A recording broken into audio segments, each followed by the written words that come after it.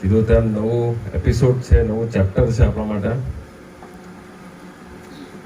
ઘણું એમનાથી બી શીખવાનું છે ને આપણે બી એમને થોડું સંગઠન કેવી રીતે ચલાવવાનું છે એ બી શીખવાડવાનું છે. એટલે બંને બાજુથી છે વસ્તુ.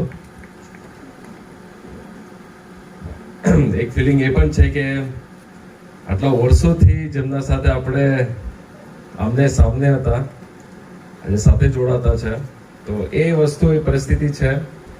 પણ કીધું તેમ બધા જ પોઝિટિવ રહેવાનું છે. અને જ્યાં જ્યાં પાર્ટી જિમ્મેદારી આપે, આપણું સંગઠન જિમ્મેદારી આપે, તો આપણી ફરજ બને.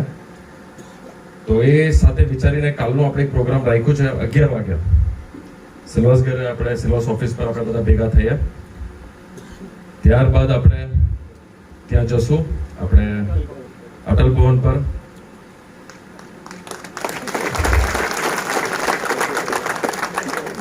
અને પોઝિટિવ વિચાર લઈને આપણે ત્યાં જશું.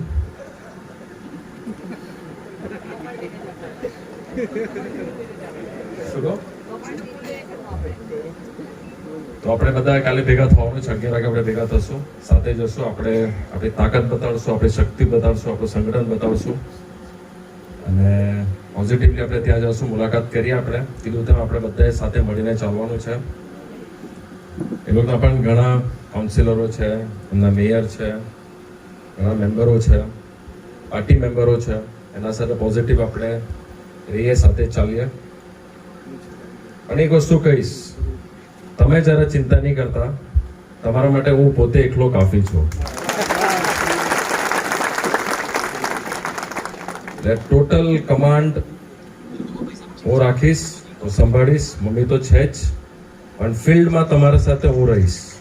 ગામે ગામે જશું, લોકોના કામ કરશું, કાર્યકર્તાના કામ કરશું, અને સારું ભવિષ્ય બને એ તમને હું આશ્વાસ કરીશ. તો ફરીવાર આપણે કાલે જેટલા આવ્યા છે, કાલે બધા આપણે 11 વાગે ભેગા થઈએ. થોડું ધૂમધામથી આપણે જઈએ.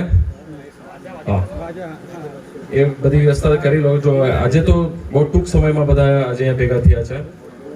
કાલનો આપણે બધા મેસેજ જોવું જોઈએ. આપણે ઓફિસથી બી રામુભાઈ તમે બધાને મેસેજ આપજો. કાલે 11 વાગ્યાનો સમય પર આવી જાય એવું જોઈએ તો આપણે કદાચ ચાલતા જ જશું કે એવું કંઈ આપણે વ્યવસ્થા કરીએ. યસ, ચાલતા જ જઈએ હવે. તો કાલની આપણે 11 વાગે તૈયારી કરી દઈએ, પછી આપણે સાથે બધા આપણે જશું. બરાબર? ચલો, ખૂબ ખૂબ આભાર. યસ.